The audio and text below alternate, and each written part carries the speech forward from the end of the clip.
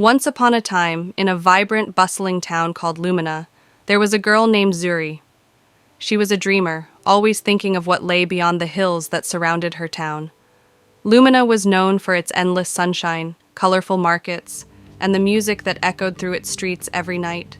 But for Zuri, the town felt too small, like she was meant for something more, something bigger. One day, Zuri met an old woman at the market who sold beautiful hand-carved trinkets. The woman's booth was small and tucked away, but the moment Zuri saw it, she was drawn to one piece in particular, a tiny, shimmering key that looked like it was made of pure light.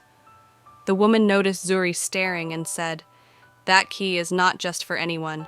It opens the door to your heart's deepest desire, but be careful. Desires are tricky things." Curious and feeling adventurous, Zuri bought the key.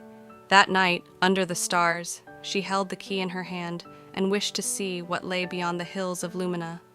To her surprise, a door appeared in front of her, glowing softly. Without hesitation, she opened it and stepped through. On the other side was a place beyond her wildest dreams. The skies were a deep shade of violet, with floating islands and waterfalls that sparkled like diamonds. Every sound felt like music. Every breeze carried a whisper of adventure. Zuri felt alive, more than she ever had in Lumina.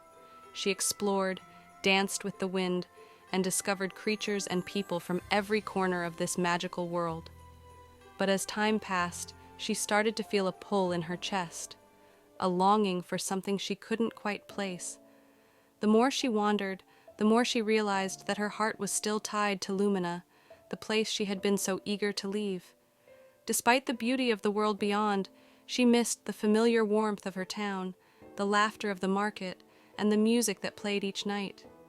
One evening, as she stood at the edge of a glowing cliff, the key she carried began to shimmer again.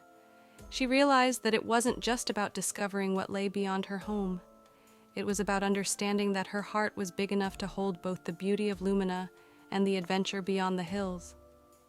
Zuri used the key once more, and in an instant, she was back in Lumina. This time, though, she felt different. She knew she could always return to the magical world, but she also realized that sometimes the greatest adventures are the ones we live in our everyday lives. From that day forward, Zuri walked through the streets of Lumina with a new sense of purpose. She still dreamed of distant lands, but she also found magic in the people and places she once took for granted.